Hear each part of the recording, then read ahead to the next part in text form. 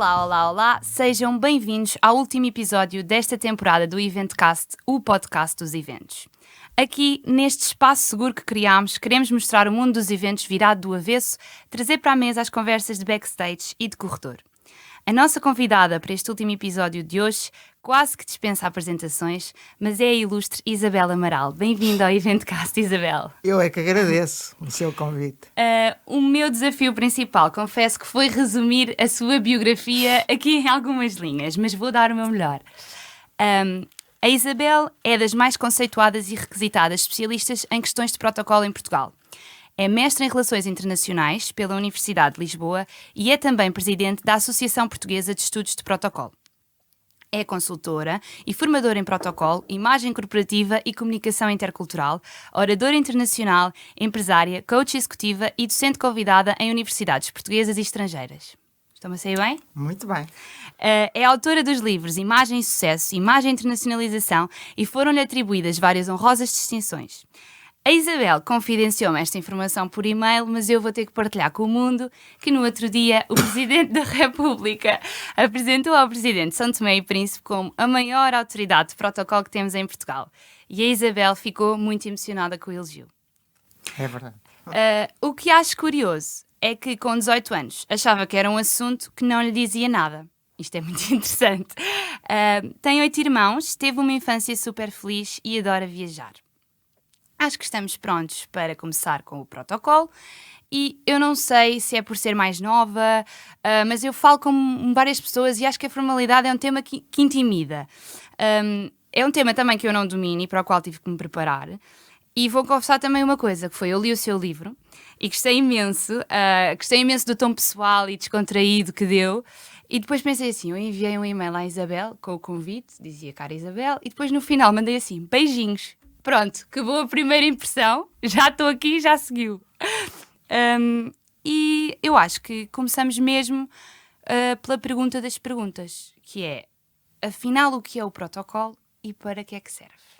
Essa é a pergunta de 1 milhão, porque de facto existem muitas definições de protocolo. No meu livro encontrou algumas, noutros livros encontrará outras, porque existem tantas definições como protocolos. Nós temos protocolo oficial, protocolo de Estado, protocolo académico, protocolo desportivo. Por exemplo, hoje vou dar uma aula ao fim do dia na Portugal Football School a futuros desportistas, ou sei lá, se serão também organizadores de eventos desportivos. E por isso eu acho que talvez a melhor definição para quem organiza eventos seja lembrar que o protocolo é sempre comunicação. O protocolo é um instrumento de comunicação verbal e não verbal, porque há de facto formas de tratamento, mas a parte não verbal é mais importante, porque são as mensagens que nós transmitimos através do evento com linguagem cênica, com rituais, e por isso é a comunicação verbal e não verbal que se apoia em regras de ordenamento sistemático, em regras de vestuário, em regras de comportamento, que servem para que os eventos sejam um êxito do princípio ao fim e que as pessoas não tenham que se preocupar com essa parte dos ordenamentos e das partes mais protocolares quando recebem visitantes ilustres. Mas para algumas coisas há decretos de lei sobre presidências de Estado, documentos internos de empresas, mas depois há muita coisa que é tácita e que vai passando de geração em geração. Onde é que se pode encontrar informação sobre protocolo? Já falou do meu livro e mal seria se eu não mencionasse aqui uma boa fonte, que é o livro Imagem e Sucesso, que eu publiquei a primeira edição em 97 e lembro-me das pessoas terem dito, mas há protocolo empresarial, como se fosse assim uma coisa absurda. E eu disse, existe protocolo empresarial. Eu trabalhei durante 7 anos no gabinete do Primeiro-Ministro e aprendi o protocolo oficial.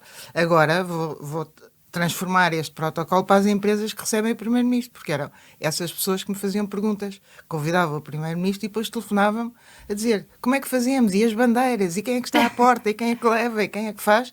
E eu fui aprendendo. Eu era assessora para a cultura, portanto, todos os eventos culturais eu acompanhava o Primeiro-Ministro. Mas não havia nada então antes disso? Nada, nada em Portugal escrito. E Isabel depois foi mesmo pioneira. fui pioneira. Isso acho que sim, como dizia a revista, não é, Das As Faces Faces de de Eva. Eva, eu considero-me uma pioneira no protocolo em Portugal. E talvez por isso, porque eu também, aos 18 anos, achava que o protocolo nunca faria parte da minha vida, porque eu era a rainha das gafes. Mas como é que foi assim? Como é que não tinha interesse nenhum e de repente viu aqui uma oportunidade? Foi o trabalhar no gabinete e ver a importância que tinha esses aspectos da organização dos eventos, das pessoas estarem nos sítios certos, e não havia lei de protocolo nessa época, só foi em 2006 que foi publicada a lei de protocolo em Portugal. Ok. Mas eu reparei que o dar atenção, por exemplo, às pessoas mais importantes, sejam elas quem forem, o homenageado no dia em que é homenageado é a pessoa mais importante. Portanto, tudo isso eram regras. Depois comecei a perguntar, telefonava para o Ministério dos Negócios Estrangeiros, onde sempre tive muitos amigos e família também, irmãos e tios, e telefonava para lá e perguntava como é que é. E depois eles foram-me dizendo, o Decreto-Lei das Bandeiras é feito em 87, portanto é uma coisa que só havia nos militares e passou toda a gente a poder saber como é que se colocavam as bandeiras, as fórmulas de tratamento, e depois comecei a conhecer muita gente no estrangeiro, que foi uma coisa ótima, mas isso já é depois de ter saído do gabinete do Primeiro-Ministro. No gabinete do Primeiro-Ministro era basicamente isto, era eu recolher informação para as pessoas receberem bem as entidades oficiais. E depois é que, quando fiquei desempregada, apliquei esses conhecimentos e passou a ser a paixão da minha vida. Isso é impressionante. Mas então pode-se dizer que o protocolo, até ao seu livro, era assim algo assim meio. Eu acho que era em todos os países. Eu acho que só quando a comunicação se desenvolve nos anos 80, finais dos anos 80, é que os empresários começaram a perceber que os eventos eram uma parte muito importante da sua propaganda, das relações públicas, que hoje quase não se ouve falar de relações públicas. Sim. Começaram a perceber que tinham que comunicar através de eventos. E aí é que desenvolveram essas regras para sabermos a hierarquia dentro de uma empresa. É importante saber. Sim. Como é que se senta o administrador? Como é que se senta? Já havia nas universidades, já havia de facto no Estado, mas nas empresas eu creio que surge com essa necessidade de comunicar, com todas as agências de comunicação que surgem no final dos anos 80, 90, e aí sim eu se calhar apanhei essa onda de interesse por estas questões que não havia. Eu acho que a Isabel apanhou a grande evolução de Foi. tudo, não é? E até porque o protocolo acaba por simplificar a nossa vida, porque nós assumimos que aquelas regras são aquilo que são e nós tomamos-las como nossas e toda a gente sabe que é assim, não é? Eu tenho Claro. um bocado essa sensação. É muito, é porque se nós... Eu olho para um evento e digo que pena ninguém ter reparado que aquele vaso de flores não faz nenhum sentido ali, está a distrair-me. Sim. Porque é que não puseram a pessoa só a falar no palco e puseram-lhe em frente da tribuna, puseram-lhe um vaso de flores? Não faz sentido. Sim. Pequenos pormenores como este, porque no fundo o protocolo é isso que diz, é para simplificar a nossa vida e nós percebermos a mensagem que está a ser transmitida, não sermos distraídos por nada, porque os detalhes distraem e às vezes são fatais. Bandeiras postas do avesso, por exemplo. Jesus, É meu um Deus. horror, não é? Eu penso, se fosse eu responsável por isto, pensava, venha um buraco e eu enterro-me nele. Mas, de facto, são pequenas coisas e que os empresários perceberam isso. Muito mais pensando na parte corporativa, do Sim. código interno de uma empresa. E a Isabel tem a sua própria empresa, não é? E faz Sim. muita consultoria. Qual é que é a mais-valia de contratar um serviço externo neste âmbito e em que situações é que é absolutamente fundamental?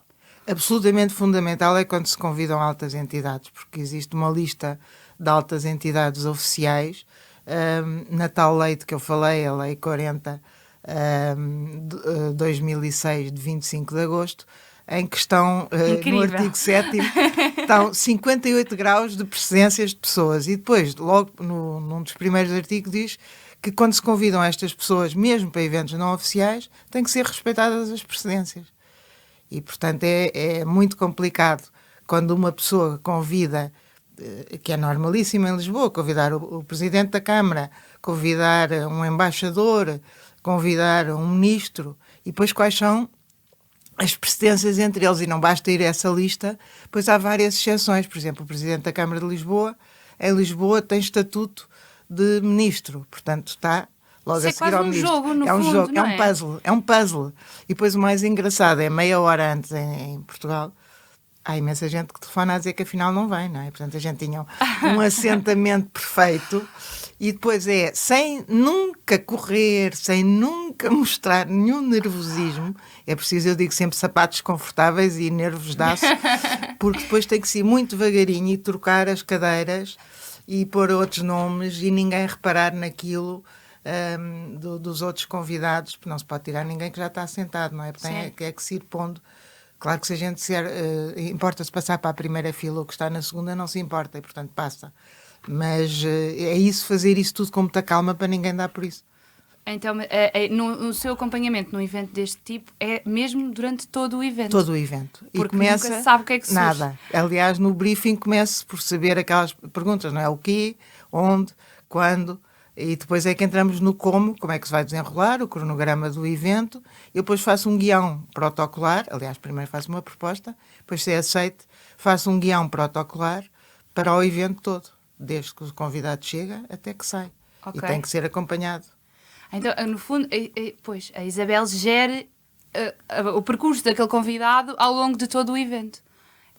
E que tipo de clientes é que costuma ter? Que tipo de entidades é que costumam ter sempre este serviço? Este serviço tem sempre para as inaugurações e às vezes, por exemplo, lembro-me de uma inauguração que a parte da organização era feita por uma agência, mas a parte de protocolar foi feita por mim.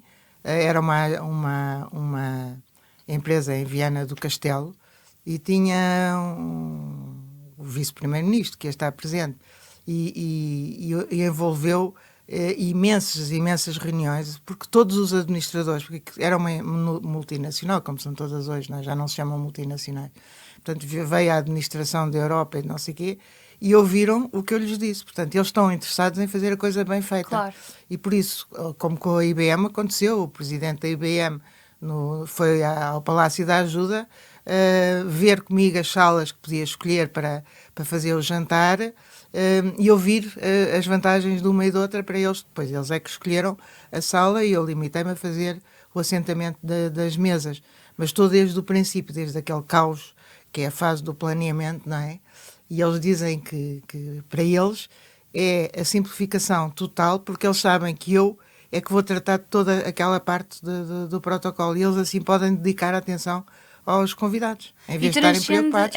Transcende muito mais do que só ser onde é que as pessoas se sentam. Exatamente. Eu não tinha essa ideia, é uma envolvência muito mais... É de tudo, desde o início até perceber soluções, não é? Até saídas, que às vezes eu estou à porta e as pessoas dizem, estava ótimo este evento. E eu pensar, não fui eu que o organizei, só sou do protocolo e por isso fico aqui até ao fim e ainda recebo agradecimentos, acho muito simpático.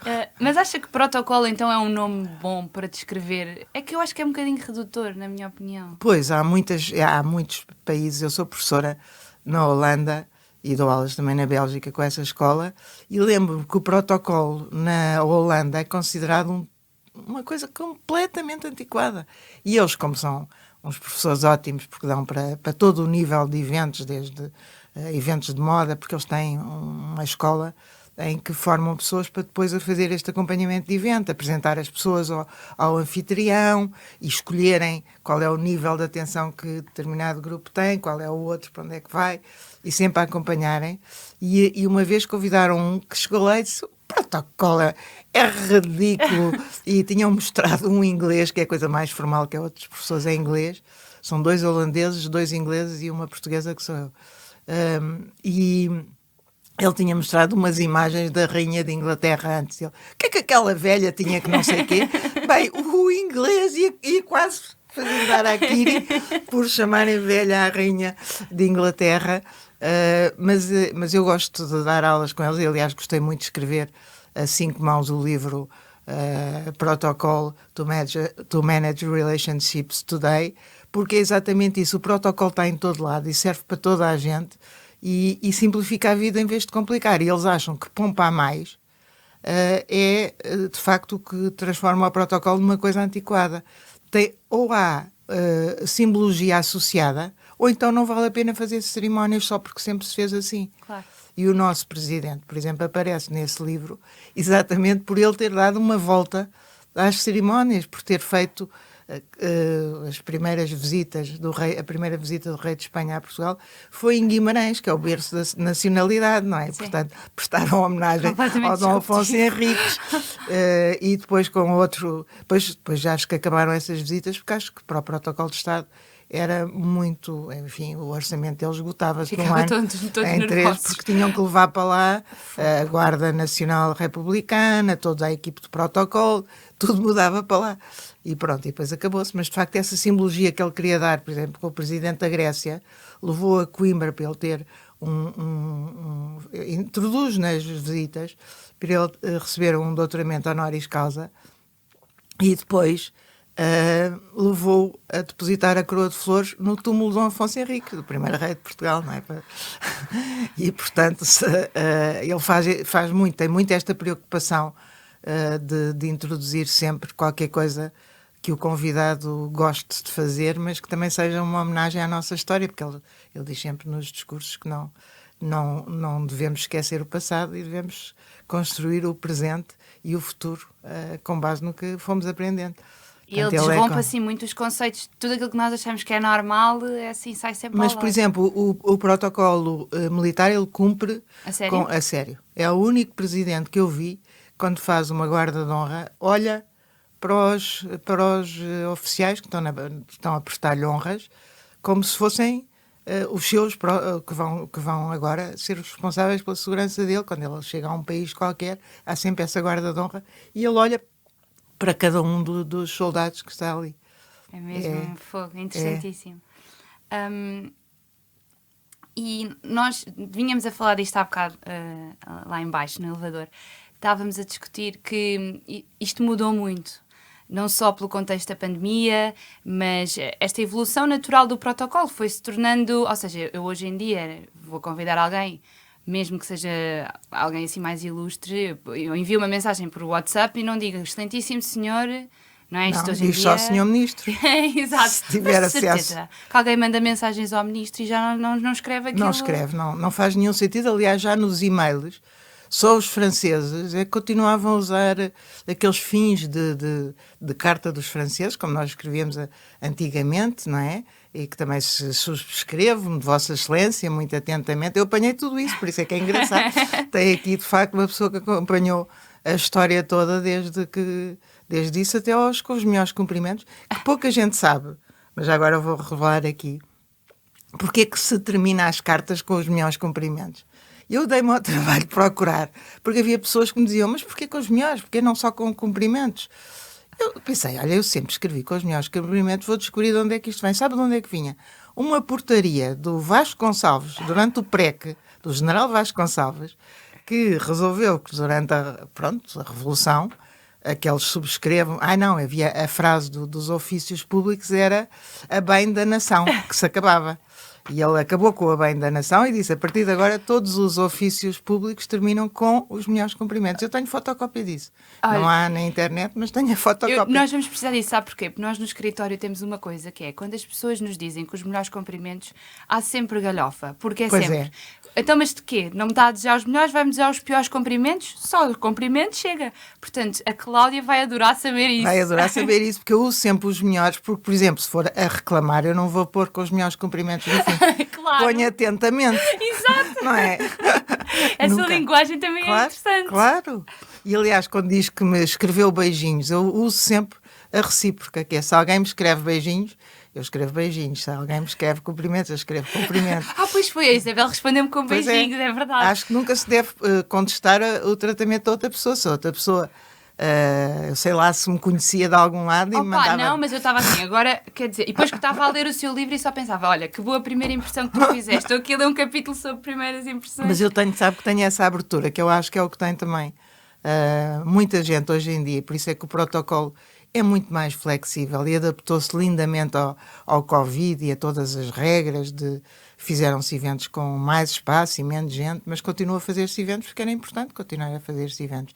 Claro que a informalidade dos novos tempos, não é? Que é normal. Eu agora escrevi um artigo para a Event Point que era sobre o hábito de fala pelo monge, porque de facto acho que em várias situações políticas os líderes demonstram, e neste momento temos o Zelensky, que sempre com aquela coisa, qualquer pessoa, qualquer ucraniano pode usar a mesma roupa que ele, não é? São roupas baratas, mas a mensagem é fortíssima. Sim. E, portanto, sempre foi assim, através dos tempos, sempre comunicamos através da roupa e de tudo. E isso eu acho que durante o Covid aprendeu-se a vestir mais informalmente.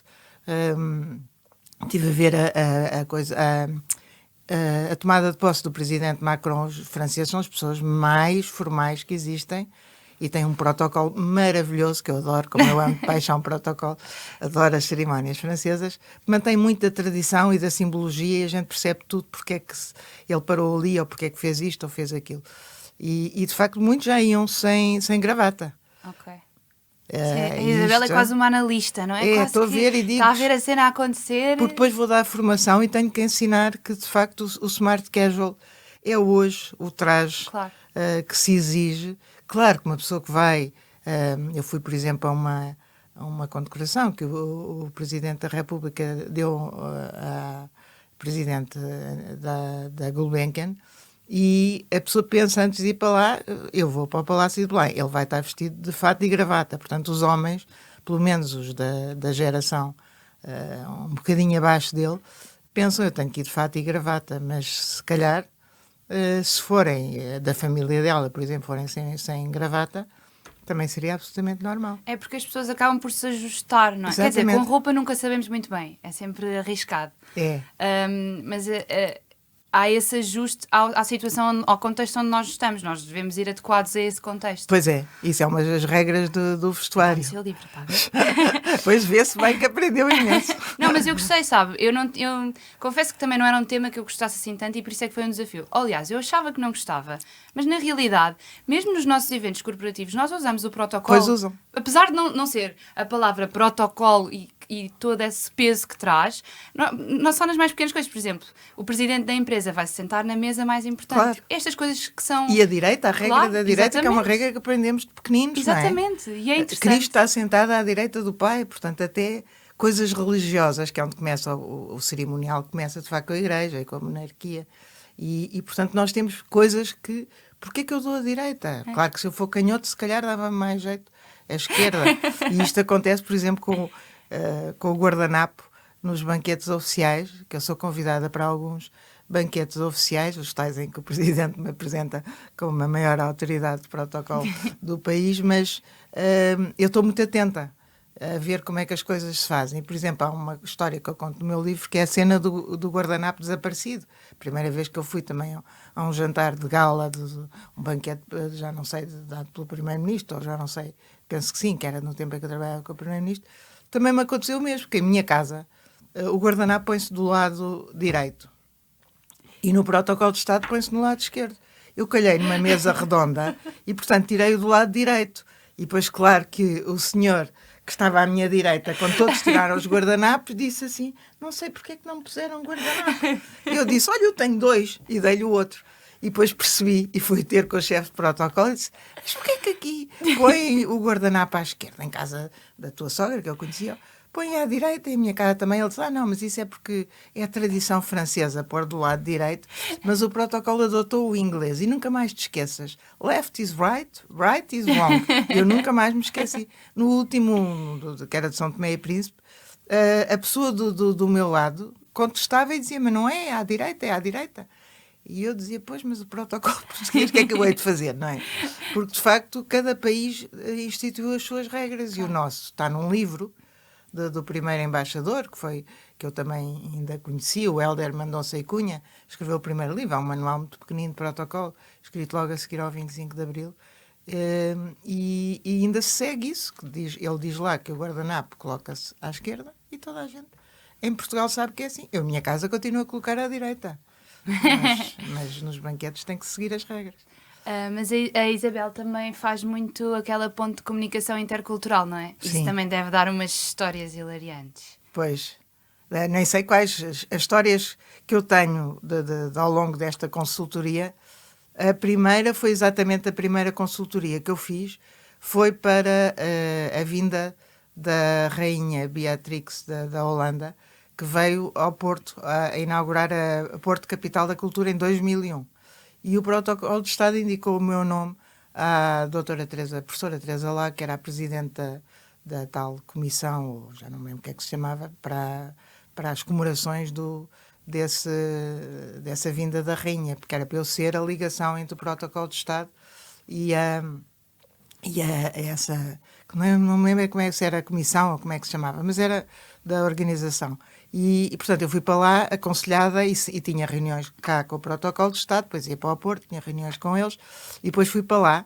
Expliquei-lhes que eles pagavam uma hora, portanto queriam que eu fosse no próprio dia. Eu disse, isso é impossível, eu não posso no próprio dia fazer este assentamento, porque o protocolo de Estado vai fazer 5 mesas ou 6, e eu tenho que fazer as outras, todas, que eram nem sei quantas, era no Palácio da Alfândega, está a ver? Na Alfândega do Porto, que agora se usa muito para eventos, tudo mesas redondas de 10 pessoas, eu tinha que tratar todas as outras, eles queriam que eu fosse no dia. Fui para aí, talvez 4 dias antes, não podem imaginar, não dormi durante esses dias todos para fazer, e depois tinha a sorte de facto de estar havia umas guerras, que é a coisa pior, é as guerras nestas coisas, e depois eu ia estou a revelar imensas coisas, mas ia no carro com o chefe de protocolo de Estado, que chegou de facto na véspera, e ele diz-me assim, ouço ele ao telefone atender um assessor do Presidente da República, e ele dizer, tenho aqui a doutora Isabel Amaral, que é quem está a tratar dessas mesas não oficiais. Eu passo-lhe, então o assessor diz-me, bom dia, doutora, como está? Nós temos aqui um problema, é que o senhor Presidente está muito interessado em que esteja presente 20 pessoas da Câmara de Roterdão, que é a próxima que vai ter a Capital da Cultura. Mas a Presidente da Comissão da Organização disse que não há lugares. E eu disse, é o Presidente que quer que eles estejam presentes? É. Eu arranjo-lhe 20 lugares. Eles que cheguem lá e digam só, porque havia cartões de mão que se entregava a cada um dos convidados com os nomes. Eles que cheguem lá e que digam protocolo de Roterdão, e estão lá 20 convites, 20 entradas com a indicação da mesa e o lugar na mesa. E pronto, e depois liguei para a professora Teresa Lago, mas ela não atendeu, e pensei, pronto, vou fazer eu. Fui descobrir, há sempre umas mesas que a gente chama as sobras, porque eu pensei... naquele dia no Porto não se podia circular e, portanto, as pessoas que chegassem à porta e não estivessem na lista de convidados não se podia mandar embora, porque elas não conseguiam sair de lá. Estava uma multidão nas ruas e elas não conseguiam sair de lá. E, portanto, eu tinha pensado essas 3 mesas para as sobras, que eram esses coitados, que eram pessoas respeitabilíssimas, mas que não tinham sido convidadas. Não podem imaginar o que era a pressão sobre as hospedeiras nas vésperas. Mas eu tenho que ser convidado, mas eu não sei quê, mas eu não sei o que mais. E as coisas, elas tinham ataques de choro, eu tinha que dizer, não é nada consigo. Se insultaram a sua mãezinha, não era nada pessoal, é uma coisa de facto deles quererem vir à viva força. E pronto, e fizemos 20 cartões de mesa, e eles estiveram lá e ela não deu por isso, e não houve nenhuma guerra, e eu fiz o que o Presidente manda, não é? Fogo, isso é incrível. Mas é, de facto, tudo se consegue resolver. É que as pessoas pensam que é um bicho de 7 cabeças o protocolo. É só pôr mais uma cadeira. Eu lembro de ter essa... O protocolo é só mais uma cadeira. Às vezes citação incrível. Ótimo, aconteceu-me. Foi a primeira vez que eu tive protocolo no Gabinete de Primeiro-Ministro. Foi um dia, que era, eu acho que já ultrapassei o tempo, o Dia Mundial do Teatro, e que eu sugeri ao Primeiro-Ministro nesse dia, segunda-feira. Eu adoro teatro, para mim é uma paixão o teatro. Mais do que o cinema, também gosto muito de cinema, mas o teatro enche-me as medidas. E, portanto, disse, este dia 27 de março é um dia do Mundial do Teatro, mas os teatros estão fechados porque é segunda-feira. E, portanto, eles não podem festejar. E houve um grupo de teatro que me pediu se podia vir cá ler a mensagem e fazerem uma pequena peça de teatro, uma peça de Gil Vicente, e depois lerem a mensagem do Dia Mundial do Teatro, convenci o primeiro-ministro, ele disse, sim senhora, lista de convidados e tal, e nesse dia veio um do protocolo, que havia lá no gabinete, para me ajudar. E estávamos os três na entrada, eu, ele e o senhor Ferreira, que era um contínuo que já vinha do tempo do Salazar, e que disse, estão lá fora os atores XY. E ele, do protocolo, foi à lista e disse, não estão na lista de convidados, não entram. E eu disse, doutor, não se importa de esperar só um bocadinho, senhor Ferreira, eu vou lá acima falar com o chefe de gabinete. Subi as escadas, fui lá acima e disse ao chefe de gabinete, olha, então, câmaras de televisão lá fora. Se eles forem provocadores e vierem para provocar, é muito pior a gente dar-lhes a oportunidade de eles irem lá para fora dizer no Dia Mundial de Teatro, 2 atores são barrados à entrada da residência oficial. Eu vejo logo as notícias, meu marido era jornalista. E portanto, tenho essa capacidade. E o chefe de gabinete dizia, e a Isabel, como é que resolve isso? Eu pondo mais 2 cadeiras e a Isabel controla-os.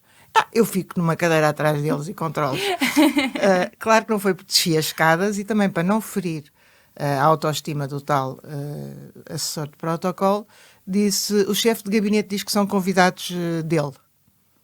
Pronto, assim ficou tudo bem, o senhor Ferreira deixou entrar, eles sentaram-se, portaram-se lindamente e ficaram os maiores fãs do primeiro-ministro. Fogo, maravilha. A Isabel Portanto, o protocolo consegue-se. É quase mesmo. instintivo, é assim uma luzinha que se acende e que a gente pensa, como é que resolvo isto? E na altura resolve. E faz luz e tudo se Tudo. resolve. E depois a adrenalina no fim do evento. Sim, Aí é que precisa de sapatos mesmo confortáveis. Mesmo. A Isabel é uma ótima contadora de histórias. Eu estava aqui, já estava assim, quanto mais. Bom, como a Isabel sabe, o nosso evento de cast é muito ouvido por jovens estudantes que estão a terminar a licenciatura ou em mestrado, e esta pergunta é para eles no sentido de perceberem o que é que eles podem estudar. Se tivesse a oportunidade de ter alguém a fazer investigação científica para si, o que é que lhe pediria para estudar? Bem, eu neste momento estou de facto a estudar uma parte que nós portugueses não ligamos muito, mas é tal que eu dou aulas em Bruxelas e noutros países e faço conferências para muitos países, que é a importância do cross-culture communication. Portanto, quais são as barreiras a uma comunicação eficaz que podem ser evitadas e, portanto, para que o evento decorra sem haver nenhum obstáculo, nem obviamente da língua, o idioma é importantíssimo, mas depois há também os fatores culturais e que são muito importantes. Eu achava que isso seria uma parte importante. Não há nada assim ainda desenvolvido nessa área? Em Portugal não há, Ok. mas claro que já há pessoas a fazerem. Eu fiz muito sobre a China, dei muitos cursos sobre a China, porque fui convidada para dar 5 cursos na China, no Ministério dos Negócios Estrangeiros, ao longo de vários anos, e fui homenageada na China pelo Ministro dos Negócios Estrangeiros, mas de facto eu acho que o que eles devem estar, se eu pudesse dar um conselho, eu que tinha 18 anos e que dizia protocolo nem pensar, nunca digam nem pensar, porque eu dizia aos 18 anos professora nem pensar, e fui professora, e gostei imenso porque ou se gosta de partilhar conhecimentos, e eu gosto imenso de partilhar conhecimentos, não é? Por isso é que os alunos depois dizem, como estavam a dizer antigas alunas ali, que nunca mais esqueceram aquela aula, porque é preciso cativar as pessoas e eles precisam de estar atentos a tudo.